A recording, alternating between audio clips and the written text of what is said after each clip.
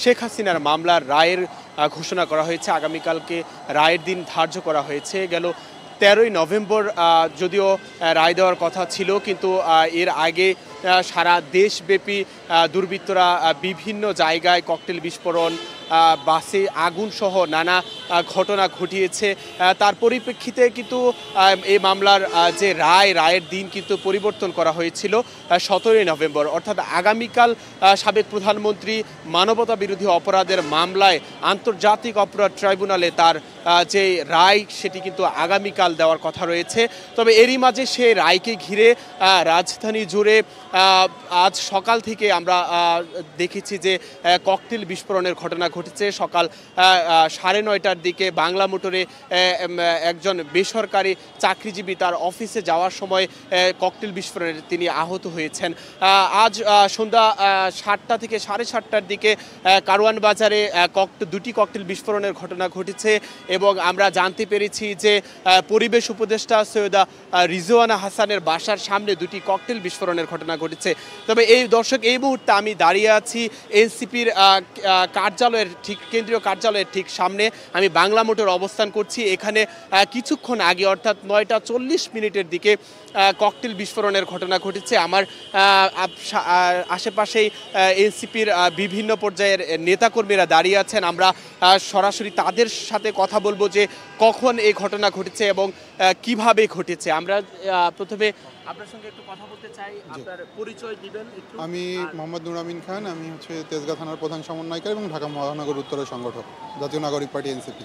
এখানে আসলে কখন ককটেল বিস্ফোরণের ঘটনা ঘটেছে? আমরা যে নিচের দিকে ছিলাম 9টা 40-এর দিকে হঠাৎ করে যে ওই কর্নারটায় যে একটা ককটেলের বিস্ফোরণ হয়। আমরা শব্দ শুনে দৌড় দিই, কিন্তু ততক্ষণে যে উনি পালিয়ে যায়। কি মনে হয় সার্বিকভাবে আজ সকাল থেকে বিভিন্ন জায়গায় ককটেল বিস্ফোরণ হচ্ছে, আপনাদের কি মনে হয় আগামীকালকে রায় নিয়ে কোনো সংখ্যা দিচ্ছেন কিনা? আচ্ছা, মূলত ব্যাপারটা হচ্ছে যে আগামীকালকে তো রায় তো আছে। এই রায়টা তো তার আগে থেকেই, এই জুলাই আগস্ট থেকেই তো এই গণহত্যাকারী শেখ হাসিনা বিভিন্ন ধরনের যে হত্যাকাণ্ড ঘটিয়ে আসছে। 1400 মানুষ খুন করে দিল্লি যেয়ে বসে আছে, ওইখান থেকে এই ধরনের যে এই হত্যাযজ্ঞ আবার চালাচ্ছে। এই অবৈধ টাকা, কালো টাকার জোরে এই সাধারণ মানুষকে জিম্মি করে, পুঁজি করে এই ধরনের যে কার্যক্রমগুলো চালাচ্ছে। দেখা গেছে কয়দিন আগে আপনি দেখছেন যে মিরপুরে একটা বিশ্ববিদ্যালয় পড়ুয়া ছেলেকে টাকার লোভ দিয়ে ককটেল ফাটিয়ে বাসে আগুন দিয়ে ওই পরিবারটা 3টা পরিবার ধ্বংস করে দিয়েছে। ঠিক এইরকম ঘটনা এই ঘটাচ্ছে উনি আবার। তারই ধারাবাহিকতায় আগামীকালকে যেহেতু রায়, এর জন্য এই দুর্বৃত্তরা রায়কে ঠেকানোর জন্য বা রায়কে দীর্ঘায়িত করার জন্য এই বিভিন্ন ধরনের কর্মকাণ্ড করছে। বাট আমরা জাতীয় নাগরিক পার্টি এনসিপির পক্ষ থেকে স্পষ্ট বলতে চাই, এই ধরনের দুর্বৃত্তায়ন করে হাসিনার রায় ঠেকানো যাবে না। আমরা রাজপথে আছি, ছিলাম, থাকবো।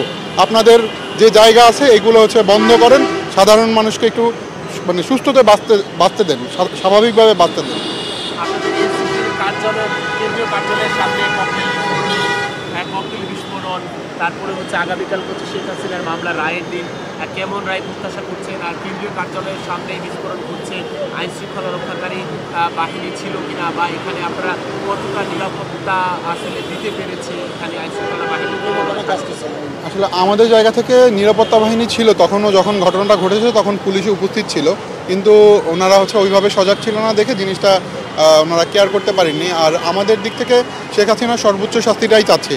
বাংলাদেশের আইন অনুযায়ী একজন খুনি বা গণহত্যাকারীর জন্য যে রায়টা হতে পারে, আমরা ওইটাই কামনা করছি। ওর জন্য ফাঁসিটা আসলে কম হয়ে যায়। ওকে দরকার ফায়ারিং স্কোয়াডে দিয়ে ওর বিচার করা। মানে ও যেভাবে মানুষকে পাখির মতন গুলি করে মারছে, পুলিশ দিয়ে গুলি করায় মারাইছে, সেনাবাহিনী দিয়ে, হেলিকপ্টার থেকে বোমা ফেলে মানুষ পর্যন্ত মারছে। তো আসলে ফাঁসিটা এর জন্য অনেক কম শাস্তি হয়ে যায়। তো আমরা চাচ্ছি সর্বোচ্চ শাস্তিটা যেভাবে ইনশিওর করা যায় ওইটাই করুক, আমরা এটা চাচ্ছি। এবং পাশাপাশি আমাদের দিক থেকে আসলে পার্টির জায়গা থেকে যে অবস্থানটা, আমরা সবসময়ই যে সত্য এবং ন্যায়ের পক্ষে থাকার চেষ্টা করি। এই যে কোনো ধরনের দুর্বৃত্তায়ন বা যাই করুক না কেন, আমরা এর বিপক্ষে অবস্থান করব। এই ধরনের ককটেল বা চকলেট বোমা বা যাই করুক না কেন, এই থেকে এনসিপির নেতাকর্মীদের ভয় পাওয়ানো যাবে না। কেন তারা ওই যে ককটেলের থেকেও বড় জিনিস গ্রেনেডের সামনে তারা সম্মুখে থেকে বা গুলির সম্মুখে থেকে চাইনিজ রাইফেলের গুলি, AK-47 গুলির সামনে থেকে এসে আজকে এইখানে এসে দাঁড়িয়েছে। সুতরাং এই জিনিসগুলা ওইভাবে আমাদেরকে দমায়ে রাখা যাবে না। মুক্তিযুদ্ধের সময় যেরকম আমাদের মুক্তিযোদ্ধারা শেখ হাসিনার পাকিস্তানি দুর্বৃত্তদের সামনে বা সেনাবাহিনীর সামনে বুক পেতে দাঁড়িয়েছিল অস্ত্র হাতে, আমরা খালি হাতে এই শেখ হাসিনার দুর্বৃত্তদের সামনে দাঁড়িয়েছিলাম। ওই জায়গা থেকে আমাদের এখন তো দেশে আইন শৃঙ্খলা বাহিনী আছে, তারা হেল্প করছে, তারা আমাদের সঙ্গে পাশে থাকে। ওই জায়গা থেকে ভয়ের তো কোনো কারণই নেই। আশা করছি দেশের পরিস্থিতি খুব দ্রুত স্বাভাবিক হয়ে যাবে, ওনারাও এই দুর্বৃত্ত থেকে দেশকে মুক্তি দিবে। ধন্যবাদ। দর্শক, যেমনটি বলছিলেন এনসিপির এই নেতা, আমরা দেখেছি যে আজকে পুরো ঢাকা শহর জুড়ে আইন শৃঙ্খলা রক্ষাকারী বাহিনী সতর্ক অবস্থানে রয়েছে। আমরা পুরো ঢাকা শহর ঘুরেছি, আমরা দেখেছি আইন শৃঙ্খলা রক্ষাকারী বাহিনী বিভিন্ন জায়গায় তারা সতর্ক অবস্থানে রয়েছেন। আমরা দেখেছি সেনাবাহিনীর টহলও, আমরা দেখেছি পুলিশ সতর্ক অবস্থানে রয়েছে। তবে আগামীকালকে শেখ হাসিনার রায়কে ঘিরে পুরো ঢাকা শহরে বলা যায় যে নিরাপত্তার চাদরে ঢেকে রাখা হয়েছে। এরই মাঝে বিভিন্ন জায়গায় আমরা দেখেছি এবং শুনেছি যে ককটেল বিস্ফোরণের মতো ঘটনা ঘটছে।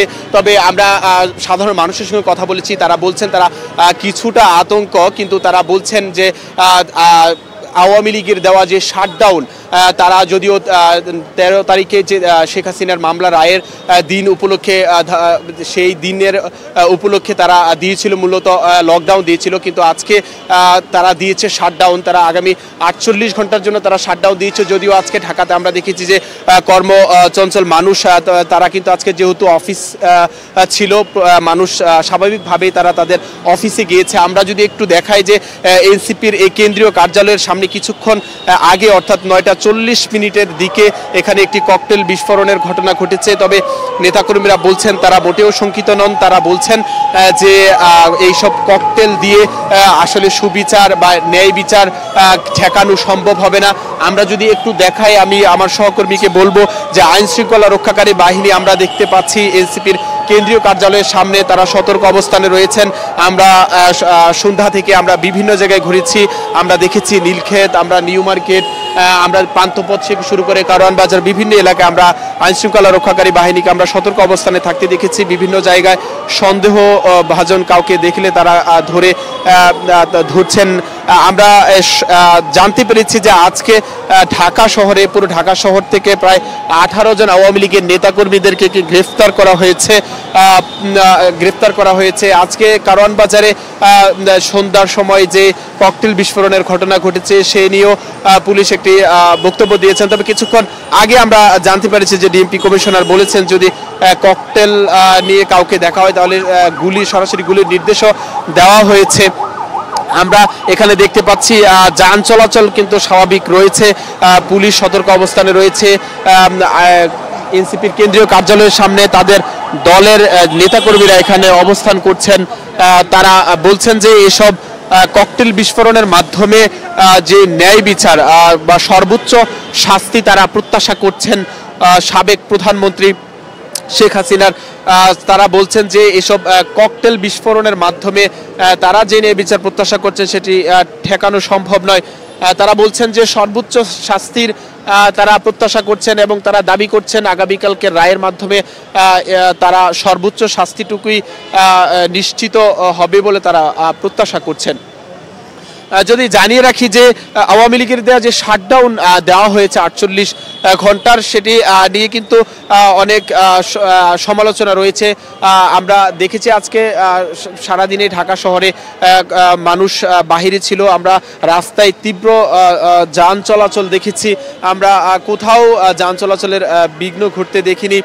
তবে এনসিপি নেতাকর্মীরাও বলছেন যে আগামীকালকের রায় নিয়ে তারা অনেক বেশি উচ্ছ্বাসিত। তারা বলছেন যে ন্যায় বিচার পাওয়ার জন্য তারা প্রত্যাশা করছেন যে জুলাই গণ অভ্যুত্থানে মানবতা বিরোধী অপরাধের যে মামলা আন্তর্জাতিক অপরাধ ট্রাইব্যুনালে আগামীকালকে রায়ের দিন ধার্য করা হয়েছে, সে রায় নিয়ে এরই মাঝে কিন্তু দেশব্যাপী একটি আলোড়ন সৃষ্টি হচ্ছে। আমরা দেখেছি সাধারণ মানুষ থেকে শুরু করে একদম রাজনীতিবিদরাও আমরা দেখেছি তারা বলছেন আগামীকাল যেহেতু সাবেক প্রধানমন্ত্রী শেখ হাসিনার মামলার রায়ের দিন ঘোষণা করা হয়েছে, তবে আজকে সে রায়কে কেন্দ্র করে আজকে রাজধানীর বিভিন্ন জায়গায় ককটেল বিস্ফোরণের মতো ঘটনা ঘটেছে। এতে যদিও সকালে একজন আহত হয়েছেন, তবে সাধারণ মানুষ কিছুটা বলছেন তারা কিছুটা হলেও আতঙ্কিত যে হুটহাট করেই যে সব ককটেল বিস্ফোরণ ঘটছে। আমরা কিছুক্ষণ আগেই জেনেছি যে পরিবেশ উপদেষ্টার বাসার সামনেও দুটি ককটেল বিস্ফোরণের ঘটনা ঘটেছে। তো আমরা আজ সন্ধ্যা থেকে আমরা এখানে অবস্থান করছিলাম ঢাকার বিভিন্ন জায়গায়। আগামীকালকে শেখ হাসিনার মামলার যে রায়, ঐতিহাসিক সেই রায় ঘিরে পুরো ঢাকা শহরে আমরা দেখেছি আইন শৃঙ্খলা রক্ষাকারী বাহিনী সতর্ক অবস্থানে রয়েছে। আমরা বিভিন্ন জায়গায় ঘুরেছি, আমরা দেখেছি সেনাবাহিনী টহল দল, সেনাবাহিনীকে আমরা দেখেছি, পুলিশকে দেখেছি আমরা। পুলিশ এখানে অবস্থান করছে, সন্দেহজনক কাউকে দেখলে তাকে আসলে তাকে ধরছেন এবং তাকে দেখছেন। আমরা আছি এই মুহূর্তে বাংলা মোটরে এনসিপির কেন্দ্রীয় কার্যালয়ের সামনে। তো পুরো ঢাকা শহরে আগামীকালকে শেখ হাসিনার রায় ঘিরে বিভিন্ন জায়গায় যে ককটেল বিস্ফোরণের ঘটনা ঘটেছে, এনসিপির কার্যালয়ের সামনে 9:40 একটি ককটেল বিস্ফোরণের ঘটনা ঘটেছে। তো এনসিপির কেন্দ্রীয় কার্যালয়